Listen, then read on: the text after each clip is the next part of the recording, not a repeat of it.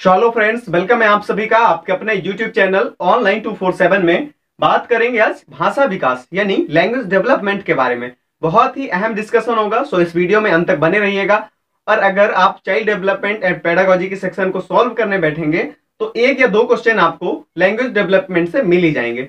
सो बिना किसी देरी के इस वीडियो को स्टार्ट करते हैं। लेकिन इसके पहले एक चीज मैं आपको बता दूं कि अगर आप चैनल पे पहली बार विजिट कर रहे हैं तो प्लीज चैनल को सब्सक्राइब कीजिएगा। और इस वीडियो को देखने के बाद अगर आपको वीडियो पसंद आता है तो लाइक कीजिएगा और दोस्तों के साथ शेयर भी कीजिएगा। साथ ही साथ एक फीडबैक के रूप में कमेंट जरूर छोड़ जाइएगा। तो स्टार्ट करते हैं। लैंग्वेज डेवलपमेंट, भाषा विकास क्या है? भाषा विकास देखिए, एक्चुअल में ये संज्ञानात्मक विकास का एक हिस्सा है। Language development is a part of cognitive development. जब हमने ग्रोथ एंड डेवलपमेंट वाले सेक्शन पे चर्चा करी थी तो उसमें हमने देखा था कि ये जो भाषा विकास है वो संज्ञानात्मक विकास या जिसे हम इंटेलेक्चुअल डेवलपमेंट यानी बौद्धिक विकास बोल देते हैं उसका एक हिस्सा है। अब देखिए, ये जो बौद्धिक विकास है इसमें हमारा मस्तिष्क, संज्ञानात्मक विकास, इसमें हमारा मस्तिष्क दो हिस्सों में बटा होता है। अब वो कौन कौन से दो हिस्से हैं? एक तो होता है लेफ्ट हेमिस्फीयर मतलब बायां गोलार्ध, और दूसरा होता है राइट हेमिस्फीयर मतलब दक्षिणी गोलार्ध या दायां गोलार्ध। अब ये जो भाषा विकास है ये बाएं गोलार्ध का हिस्सा है, मतलब ये जो language development is a part of left hemisphere. जैसा मैंने कहा, संज्ञानात्मक विकास में हमारा मस्तिष्क दो हिस्सों में बटा होता है, लेफ्ट एंड राइट। तो ये जो लैंग्वेज डेवलपमेंट है वो लेफ्ट वाले का हिस्सा है, और लेफ्ट वाले को यानी लेफ्ट हेमिस्फीयर को, बाएं गोलार्ध को लॉजिकल ब्रेन कहा जाता है, और आपका जो राइट हेमिस्फीयर है यानी दायां गोलार्ध है उसे क्रिएटिव ब्रेन कहा जाता है। तो दोनों चीजें आप समझ के रखेंगे। यहां से आगे बढ़ते हैं कि भाषा करती क्या है, भाषा है क्या एक तरह। देखिए, language is a way of communication, भाषा संप्रेषण का एक माध्यम है, एंड हेल्प्स अस, और हमें मदद करती है किस चीज के लिए? हमारे सोशलाइजेशन में, हमारे सामाजिकरण में। अब ये अच्छा, भाषा विकास स्टार्ट कब से होता है? ये लैंग्वेज डेवलपमेंट तो हम बात कर रहे हैं, बट लैंग्वेज डेवलपमेंट एक्चुअल में स्टार्ट कब से होता है? तो ये ध्यान रखिएगा कि जब सिर्फ विकास की बात आए, सिर्फ डेवलपमेंट की बात आए, तो वो कब से स्टार्ट होगा? गर्भावस्था से। लेकिन जब कभी भी सामाजिकरण की बात आ जाए, कभी भी लैंग्वेज डेवलपमेंट की बात आ जाए, तो ये आफ्टर बर्थ स्टार्ट होता है। तो ये चीज आप ध्यान रखना है आपको। अब देखिए, भाषा के चार कौशल की बात करते हैं। चार कौशल बताए गए हैं भाषा के। सबसे पहला होता है सुनना मतलब लिसनिंग, और सुनने के बाद आप क्या करते हैं? आप बोलते हैं मतलब स्पीकिंग। और तीसरी चीज क्या होती है? रीडिंग मतलब जिसे हम वाचन बोल देते हैं या फिर बोल देते हैं पढ़ना। और इसके बाद चौथी जो स्किल है, चौथी स्किल है आपकी लिखना। इसमें जो सबसे कॉम्प्लेक्स स्किल है, सबसे कठिन कौशल है कह सकते हैं, वो है लिखना। ये क्वेश्चन भी बना हुआ है, इसलिए मुझे लगा कि आपको बताना भी ये उचित रहेगा। अब इनमें से सुनना जो होता है, सुनना और पढ़ना, सुन और पढ़ करके आप कोई चीज क्या करते हैं? ग्रहण करते हैं। इसे इसलिए इन्हें रिसेप्टिव स्किल कहा जाता है, मतलब अभिग्रहणात्मक कौशल कहा जाता है। और जो ये बोलना और लिखना है, बोलकर और लिख करके आप अपने अंदर की बातों को किसी को बता सकते हैं, इसलिए इन्हें अभिव्यक्ति वाले कौशल कहा जाता है। अभिव्यक्तात्मक कौशल भी कहा जाता है, मतलब प्रोडक्टिव स्किल कहा जाता है। ये सारी चीजें आपने ध्यान रखना है। और लैंग्वेज डेवलपमेंट के बारे में कुछ और भी महत्वपूर्ण चीजें हैं, सो इस वीडियो को कंप्लीट देखिएगा। बस इतनी सी स्मॉल सी रिक्वेस्ट है, क्योंकि ये आपके लिए हेल्पफुल होने वाला है। और मुझे नहीं लगता कि ये वीडियो देखने के बाद आपको कहीं और भटकने की जरूरत पड़ेगी। चाहे आप सीटेट दे रहे हो, चाहे आप केबीएस दे रहे हो, चाहे आप एमपी टेट दे रहे हो, चाहे आप यूपी टेट दे रहे हो, किसी भी स्टेट का टेट दे रहे हो, इवन आप किसी भी टीचिंग एग्जाम में बैठे हो, सब जगह ये जो वीडियो है और इसका कंटेंट जो है आपके लिए हेल्पफुल होने वाला है। तो देखिए, अब लैंग्वेज डेवलपमेंट के इस वीडियो में हम कुछ आगे डिस्कस करेंगे। अब प्रोफेसर स्मिथ एक नया नाम आता है, और इन्होंने बताया है कि किस उम्र तक बच्चों में जो शब्द भंडार है कितना हो जाता है। बात करें अगर 1 साल की, तो 1 साल में इन्होंने कहा कि बच्चे 3 शब्द बोलना सीख जाते हैं। बात करें अगर 2 साल की, तो 2 साल में बच्चा 272 वर्ड सीख जाता है। बात करें अगर 3 साल की, तो बच्चा 900 से 1000 वर्ड तक सीख लेता है। और बात करें अगर 5 साल की, तो बच्चा 2072 वर्ड सीख लेता है। अब ये सारी चीजें बोर्ड में इसलिए लिखी हुई हैं ताकि आप लोगों को भी लिखने में दिक्कत ना हो, और एज अ नोट्स आपको सारी चीजें मिलती रहें। बात करते हैं भाषा की कुछ इकाइयों के बारे में, यूनिट्स ऑफ लैंग्वेज के बारे में। और उसमें सबसे छोटी इकाई जो है आपकी, वो कौन सी है? स्वनिम, जिसे हम फोनीम भी बोल देते हैं। अब देखिए होता क्या है, स्वनग्राम भी इसे बोल दिया जाता है, याद रखेंगे। आपसे एग्जाम में किसी तरह से घुमा फिरा के क्वेश्चन पूछा जा सकता है। ये जो एक्चुअल में फोनीम होती है, भाषा की सबसे छोटी इकाई है। भाषा की सबसे छोटी इकाई है, और छोटी इकाई इस तरह से भी है कि इसका कोई मीनिंग नहीं होता, इसका कोई अर्थ नहीं होता। जैसे आप लिखें का, खा, गा, तो ये सारी चीजें क्या होंगी? ये आएंगी फोनीम में। इससे आगे बढ़ते हैं तो आगे बढ़ने पर हमें मिलता है रूपीम, और जिसे हम बोल देते हैं मॉर्फीम। अब यहां से क्वेश्चन कैसे बनता है कि भाषा की सबसे छोटी इकाई बताइए जो अर्थपूर्ण हो, या भाषा की अर्थपूर्ण सबसे छोटी इकाई कौन सी है। तो लोगों ने पढ़ा क्या है कि भाषा की सबसे छोटी इकाई स्वनिम है, मतलब फोनीम है, तो आंसर क्या टिक कर देते हैं कि फोनीम है। लेकिन क्वेश्चन कैसे पूछा गया है कि भाषा की सबसे छोटी इकाई बताना है लेकिन जो अर्थपूर्ण हो, मतलब जो अर्थपूर्ण हो, जिसका कोई मीनिंग निकल सके, और वो एक्चुअल में होती है मॉर्फीम। मॉर्फीम को हम रूपीम भी बोल देते हैं, और इसका मतलब जैसे कुत्ता, बिल्ली, पानी, जिसका की कोई मीनिंग निकल सकता है। अब देखिए मॉर्फीम के बारे में एक चीज और कही गई है कि ये जो मॉर्फीम होती है वो फ्री बाउंड होती है, मतलब बंधी नहीं होती। कुत्ता को आप कुत्ते भी बोल सकते हैं, बिल्ली को आप बिल्लियां भी बोल सकते हैं, तो फ्री बाउंड होती है, मतलब बाउंड फ्री होती है एक तरह से कहते हैं, मतलब बांध के नहीं रखा जा सकता है। बात करें वाक्य विन्यास की, तो वाक्य विन्यास में आपको कहाँ कर्ता लगाना है, कहाँ क्रिया लगाना है, मतलब एक तरह से स्ट्रक्चर जो फॉर्मूला होता है वो चीज यहाँ पे बताई जाती है वाक्य विन्यास में। और अगर बात करें हम अर्थ विज्ञान की, जिसे हम सिमेंटिक्स बोल देते हैं, देखिए वाक्य विन्यास को सिंटैक्स बोला जाता है और इसे सिमेंटैक्स बोला जाता है। तो अर्थ विज्ञान में देखिए एक चीज कही गई है सिमेंटिक्स में कि आपने कर्ता क्रिया सारी चीजें सही लगाई, आपने स्ट्रक्चर के अकॉर्डिंग, मतलब फॉर्मूले के अकॉर्डिंग सारी चीजें सही लगाई, फिर भी वाक्य का अर्थ का अनर्थ हो सकता है अगर आपने सही शब्दों का प्रयोग नहीं किया। तो ये चीज बताई गई है अर्थ विज्ञान में, मतलब सिमेंटिक्स में। अब देखिए प्रैग्मेटिक एक नया शब्द आता है। अब प्रैग्मेटिक एक नया शब्द आता है जिसका संबंध होता है कि भाषा का प्रभावी संप्रेषण।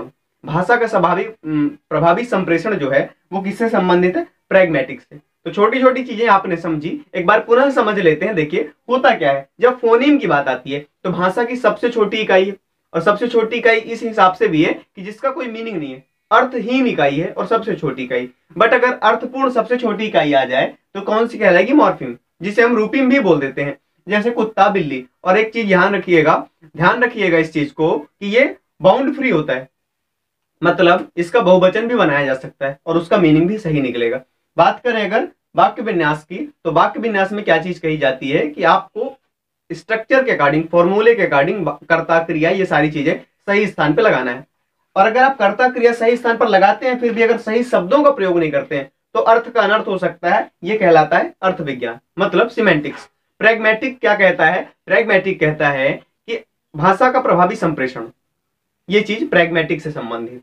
तो आप इन चीजों को नोट डाउन भी कर सकते हैं, वीडियो को पॉज करके या रिवाइज करके भी देख सकते हैं और नोट्स। अब देखिए भाषा विकास की अवस्थाओं के बारे में चर्चा कर लेते हैं, मतलब स्टेजेस ऑफ लैंग्वेज डेवलपमेंट। ये भाषा विकास किस क्रम में होता है यहां समझ लेते हैं और उसके बाद आगे बढ़ते हैं और वीडियो को एंड भी करते हैं। देखिए होता क्या है, बर्थ के समय से बच्चा क्या करता है, क्राइम। अब देखिए आपको ये लगता होगा कि यहां से क्वेश्चन बनते कैसे, बच्चा कब से रोना स्टार्ट करता है, डायरेक्ट क्वेश्चन बनता है। बच्चा कब कूकना स्टार्ट करता है, ये क्वेश्चन बनता है। आपसे पूछा जाएगा कि बच्चा सिंगल सिलेबल वर्ड कब बोल पाएगा, सिंगल सिलेबल कब बोल पाता है, बच्चा बैबलिंग मतलब बलबलाना कब स्टार्ट करता है। तो क्वेश्चन ऐसे बनते हैं, इसलिए भी ये चीजें अहम हो जाती हैं आपको जानने के लिए। देखिए बर्थ के समय से बच्चा रोना सीखता है, 6 सप्ताह के अराउंड, 6 वीक के अराउंड बच्चा क्या करता है, कुइंग मतलब कूकना स्टार्ट कर देता है। इसके बाद आगे बढ़ते हैं, 6 मंथ के समथिंग बच्चा क्या स्टार्ट कर देता है, बैबलिंग मतलब बलबलाना स्टार्ट कर देता है और सिंगल सिलेबल बोल पाता है। सिंगल सिलेबल जैसे वा, दा, मा, ऐसे करके जब मतलब कहें कि आधे साल का बच्चा हो जाता है,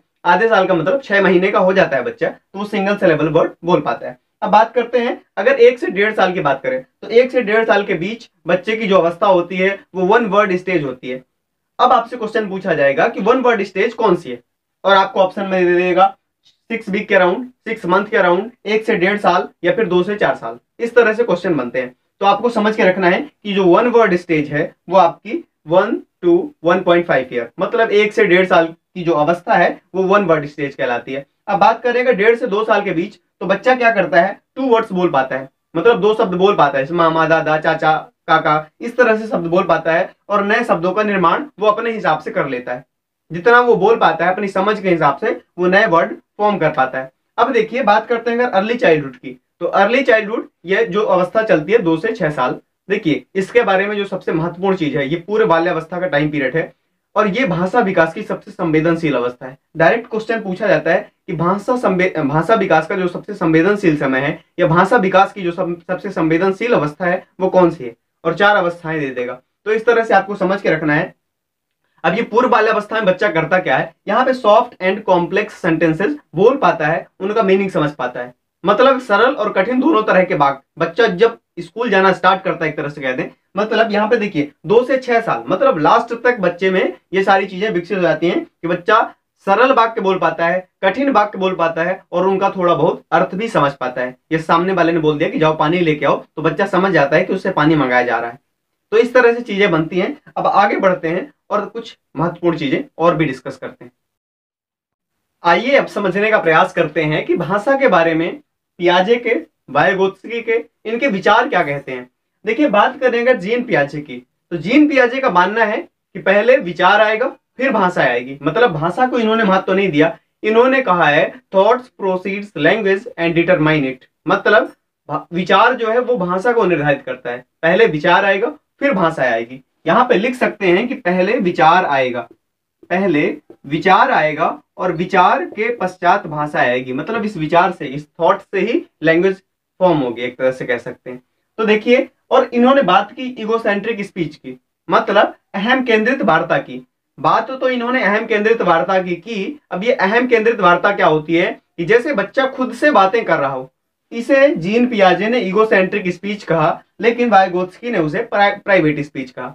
जीन पियाजे ने ईगोसेंट्रिक स्पीच को इंपॉर्टेंस नहीं दिया, इज नॉट इंपॉर्टेंट कहा उन्होंने, मतलब महत्वपूर्ण नहीं है। व्यक्ति अहम केंद्रित वार्ता बच्चे के विकास में महत्वपूर्ण नहीं है, ऐसा किसने कहा, जीन पियाजे ने।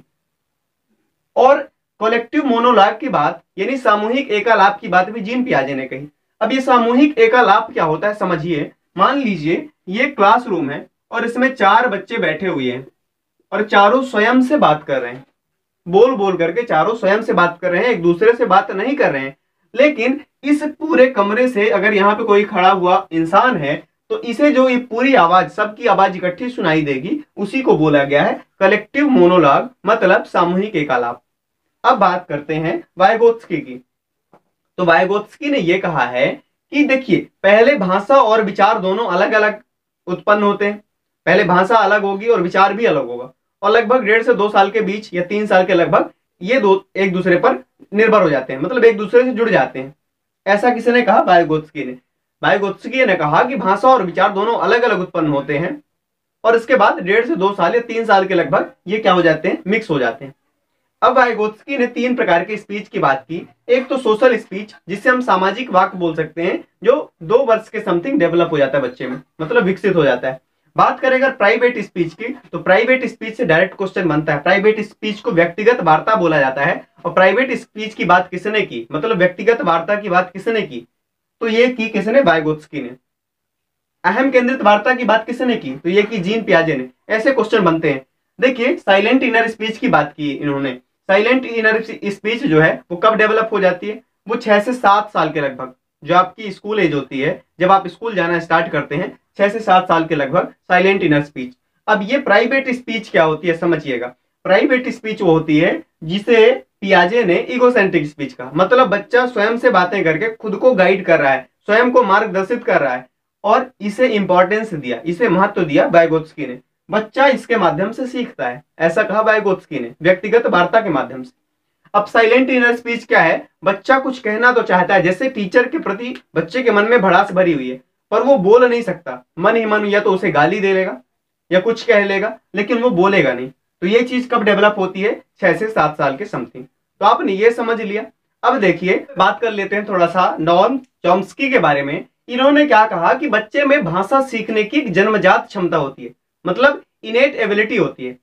और इन्होंने बात की लैड की, मतलब लैंग्वेज एक्विजिशन डिवाइस, भाषा अधिग्रहण यंत्र, जिसके माध्यम से बच्चा जन्म के बाद से ही भाषा स्वयं से सीख सकता है, जो हेरिडिटी से वो एक्वायर करता है, मतलब जो उसे आनुवंशिकता से मिलती है। अब इन्होंने यूजी मतलब यूनिवर्सल ग्रामर की भी बात की। अच्छा, ये यूजी मतलब यूनिवर्सल ग्रामर, सार्वभौमिक व्याकरण क्या चीज होती है। नॉम चॉम्स्की ने कहा कि बच्चे में ये यूनिवर्सल ग्रामर मतलब सार्वभौमिक व्याकरण होती है। बच्चे को चाहे आप सिखाओ पढ़ाओ, चाहे ना सिखाओ पढ़ाओ, वो एक उम्र के बाद ये समझने लगता है। अगर लड़का है तो ये बोलेगा कि मैं स्कूल जा रहा हूं, और लड़की है तो वो ये कहेगी कि मैं स्कूल जा रही हूं। वो रहा के स्थान पर रही यूज नहीं कर सकते लड़के, और लड़कियां जो है रही के स्थान पर रहा यूज नहीं कर सकते। तो इस चीज की बात की किसने, नॉम चॉम्स्की की। एक बार देख लेते हैं। लैड मतलब लैंग्वेज एक्विजिशन डिवाइस, मतलब भाषा अधिग्रहण यंत्र की बात की। नॉम चॉम्स्की एक सहज ज्ञानवादी थे, नेटिविस्ट, याद रखिएगा, सहज ज्ञानवादी थे। तो ये चीज आपको ध्यान रखनी है। तो आज के इस वीडियो में इतना ही। वीडियो कैसा लगा जरूर बताइए कमेंट करके। जल्द मिलेंगे एक नए वीडियो के साथ।